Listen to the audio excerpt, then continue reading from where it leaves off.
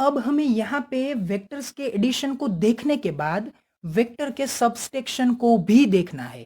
मतलब कि अगर आपके पास कोई एक वेक्टर ए है और उस वेक्टर का इक्वेशन कुछ इस तरह से है, 2 टाइम आई कैरेट प्लस 2 टाइम जे कैरेट, और आपके पास एक दूसरा इक्वेशन है वेक्टर बी का, जिसका इक्वेशन कुछ इस तरह से है, 2 टाइम आई कैरेट माइनस 4 टाइम जे कैरेट। तो यहाँ पे आप एनालिसिस से ये देख सकते हैं कि ये जो आपका इक्वेशन है, इस इक्वेशन में मतलब कि ए के इक्वेशन में आई कैरेट और जे कैरेट है। तो इसके कारण क्या होगा, ये जो आपका वेक्टर ए है वो एक्स और वाई प्लेन में आएगा, और जो वेक्टर बी है, इस वेक्टर बी में भी आई कैरेट और जे कैरेट है, जिसके कारण ये जो आपका वेक्टर का रिप्रेजेंटेशन आएगा बी के केस में, वो भी एक्स और वाई प्लेन में आएगा। अगर आप इसका सबस्ट्रैक्शन लेना चाहते हैं तो सबस्ट्रैक्शन में क्या होगा, सबस्ट्रैक्शन में दो केस हो सकते हैं, मतलब कि ए माइनस बी, और दूसरा केस क्या हो सकता है, बी माइनस ए। तो यहां पे हमें यह चेक करना है कि ए माइनस बी और बी माइनस ए, इन दोनों के केस में क्या आपको आंसर सेम मिलता है।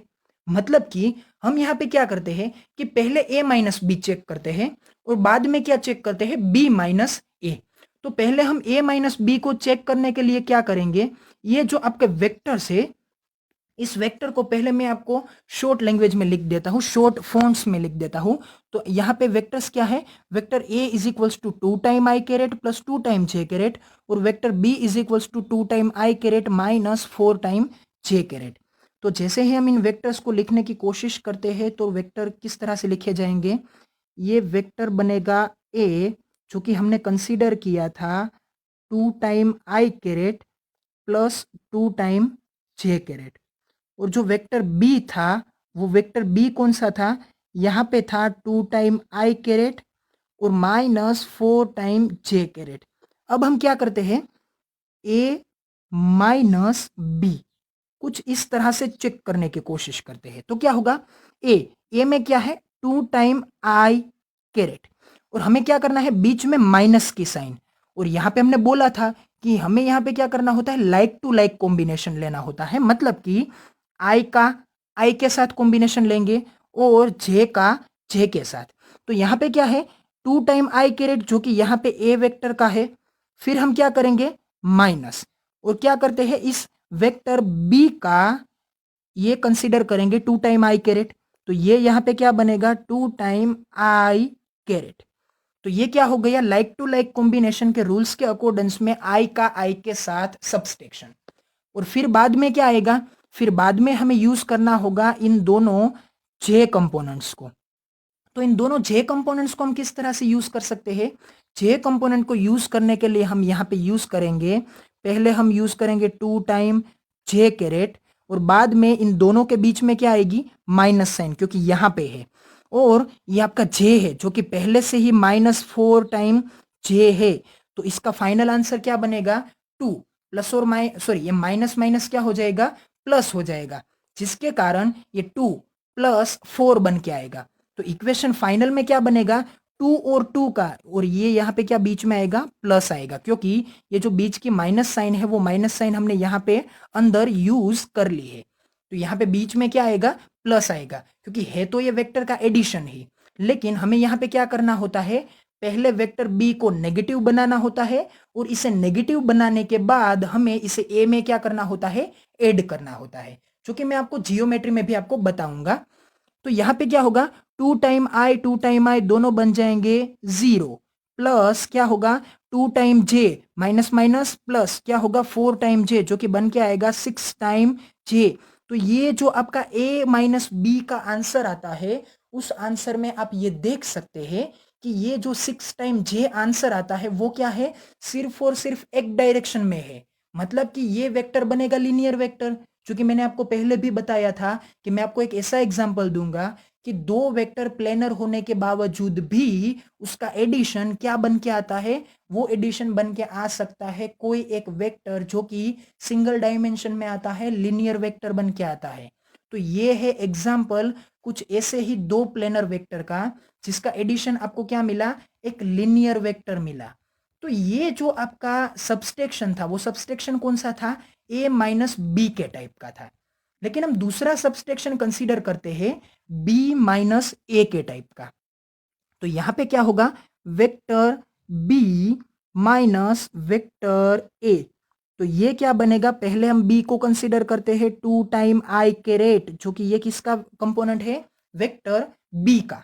बाद में हम इनमें से किसको सब्सट्रैक्ट करेंगे, ये सब्सट्रैक्शन की साइन, इसे इसमें से हम सब्सट्रैक्ट करेंगे इस वेक्टर a के पहले कंपोनेंट को, जो कि क्या है 2 टाइम आई कैरेट है, और इन दोनों के बीच में क्या आएगा, प्लस। फिर हम क्या करेंगे, यहां पे ये जो आपका दूसरा कंपोनेंट है वेक्टर बी का, वो कौन सा है, माइनस 4 टाइम जे कैरेट।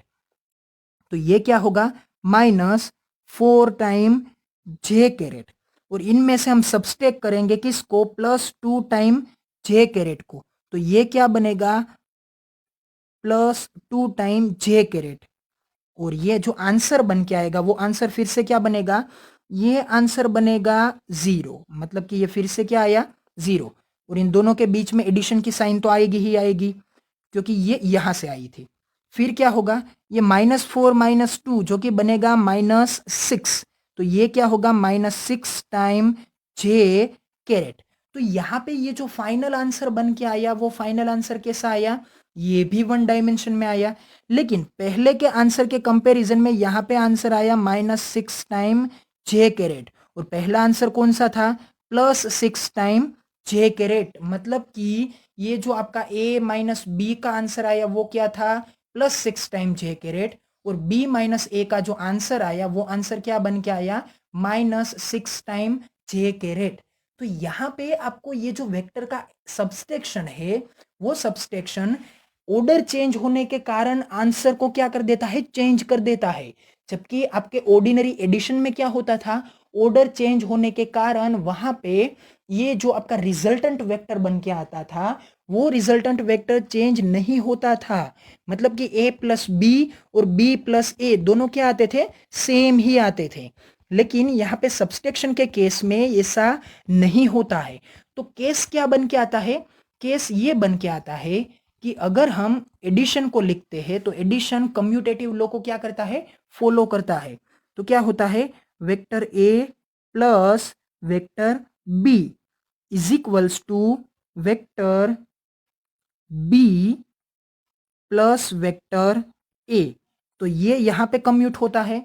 लेकिन जब आप सब्सट्रैक्शन के बारे में बात करते हैं तो vector a minus vector b does not equal to vector b minus vector a, क्योंकि यहां पे क्या होता है, दोनों वेक्टर फ्लिप हो जाते हैं। फ्लिप होने का मतलब क्या था कि हमें a माइनस बी में क्या मिला, +6 टाइम जे कैरेट, जबकि b माइनस ए में क्या मिला, -6 टाइम जे कैरेट। तो ये दोनों की सिर्फ और सिर्फ डायरेक्शन ही अलग है, जबकि ये उसका मैग्नीट्यूड और ये जो उसका आंसर है, आंसर से मेरा मतलब ये है कि ये भी y एक्सिस में है, ये भी y एक्सिस में है। तो ये दोनों वेक्टर क्या हो जाते हैं, दोनों वेक्टर ऑर्डर चेंज होने के कारण फ्लिप हो जाते हैं। तो अगर मैं इसे मैथमेटिकली ड्रॉ करना चाहता हूं या फिर मैथमेटिकली रिप्रेजेंट करना चाहता हूं इस फाइनल इक्वेशन को, तो ये क्या बनता है, ये इक्वेशन बनता है vector a minus vector B.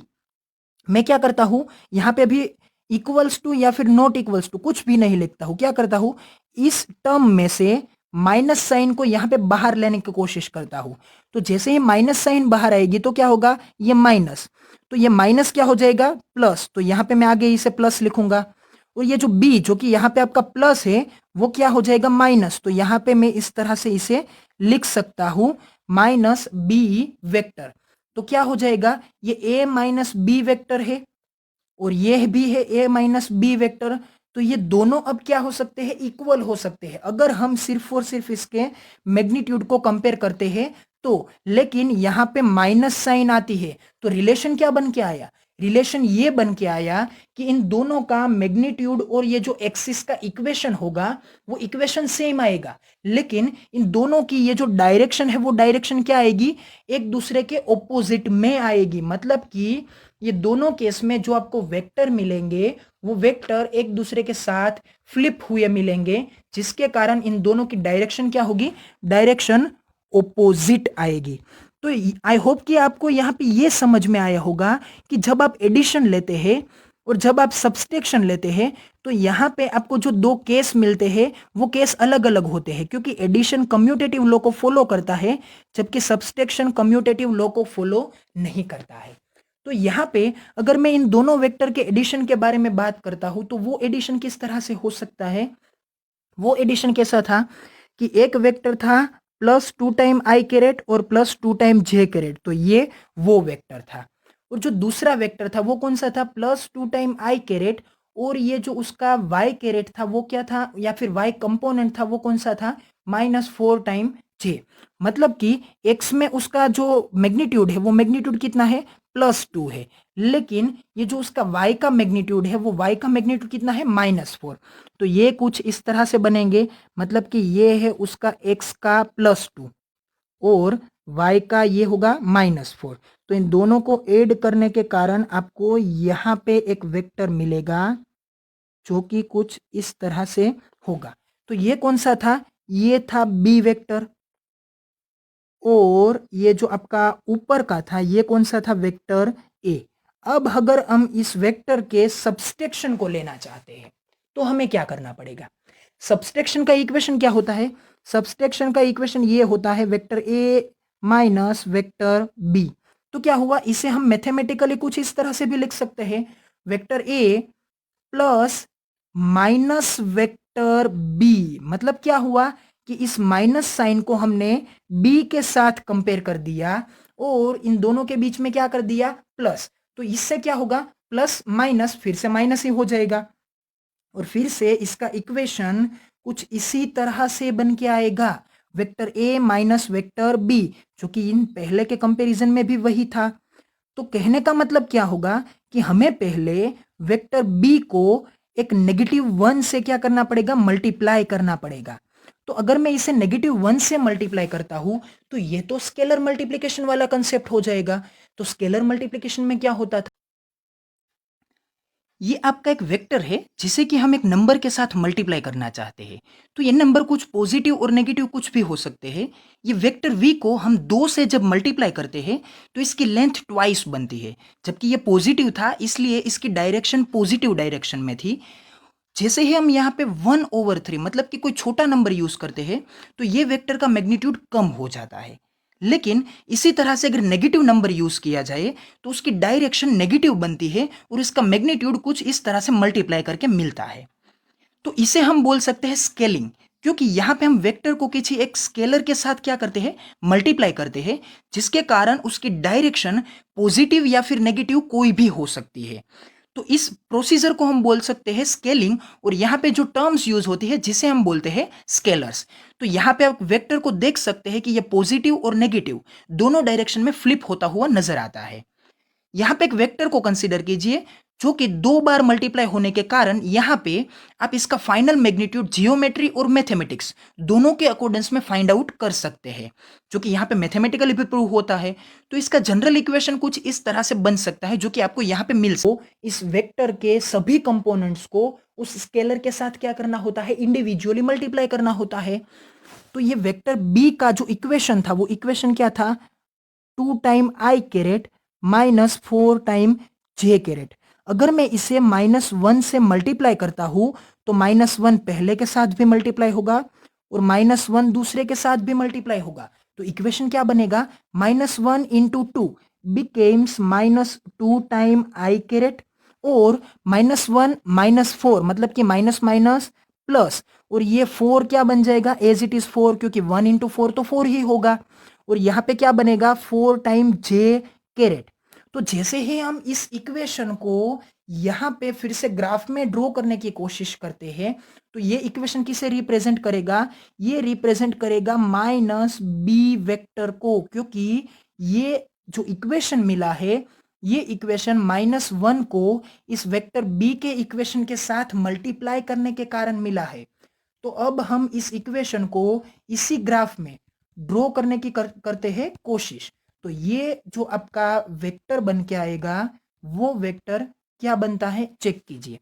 क्या इक्वेशन था? -2 टाइम आई कैरेट प्लस 4 टाइम जे कैरेट। मतलब कि ये एक्स एक्सिस -2 जो कि आएगी यहाँ पे, और ये जो आपका जे है मतलब कि वाई एक्सिस, वो कौन सी डायरेक्शन में है? वो है +4 की डायरेक्शन में। तो ये कहाँ पे आएगा? ये अपर में कुछ यहाँ पे आएगा। तो इसी कारण हमें जो एक वेक्टर मिलेगा, वो वेक्टर कहाँ पे आएगा? ये -2 और ये +4, इन दोनों को जोड़ने के कारण यहाँ पे मिलेगा। तो मैं डायरेक्टली इसी वेक्टर को ड्रॉ करता हूँ। तो ये वेक्टर क्या है? ये वेक्टर ये है। तो यहाँ पे तो आप देख सकते हैं कि हमने इस वेक्टर को -1 के साथ मल्टीप्लाई किया था, तो ये वेक्टर फ्लिप होके कहाँ पे आ गया? ऊपर आ गया। तो फ्लिप होने के कारण ये जैसे ही ऊपर आया, तो हमें अब क्या करना होगा? ये आपका बन गया माइनस बी वेक्टर, और ये तो आपका था वेक्टर ए। अब हमें इस वेक्टर बी माइनस का और वेक्टर ए का क्या करना है? सिर्फ और सिर्फ एडिशन लेना है, क्योंकि सब्सट्रैक्शन की जो नेगेटिव साइन थी, वो नेगेटिव साइन हमने किसके साथ मल्टीप्लाई कर दी थी? बी के साथ, जिसके कारण हमें यहाँ पे फ्लिप हुआ एक वेक्टर मिला, जो कि इस नीचे वाले वेक्टर का क्या था? नेगेटिव डायरेक्शन का एक फ्लिप हुआ वेक्टर। अब हम क्या करेंगे? इस वेक्टर को यहां से शिफ्ट करके कहां पे ले जाएंगे? यहां पे ले जाएंगे। तो ये जो आपको मिलेगा, वो आपको किस तरह से आंसर देगा? ये कुछ इस तरह से आएगा, थोड़ा सा ऊपर मिलेगा, वो आंसर कुछ इस तरह से आएगा। मतलब कि ये जो आपको एडिशन मिलने वाला है इस वेक्टर का कुछ यहां तक, वो एडिशन किस तरह से आएगा? वो एडिशन आपको इन दोनों के कारण जो आंसर मिलेगा, उस आंसर के फॉर्मेट में क्या आएगा? +6 और दूसरे केस में -6। मतलब कि a माइनस बी और b माइनस ए, इस तरह से आपको आंसर मिलेगा। तो ये जो आपका पहला केस था, इस पहले केस में क्या हुआ? पहला केस जो कि हमने अभी यहां पे देखा है, यहां पे क्या हुआ कि ये वेक्टर +6 आंसर देता, जो कि यहां पे हमें दिख रहा है कि ये ऊपर आया है। जबकि ये जो आपको दूसरा मिलता था, मतलब कि दूसरा केस था, वहां पे क्या था?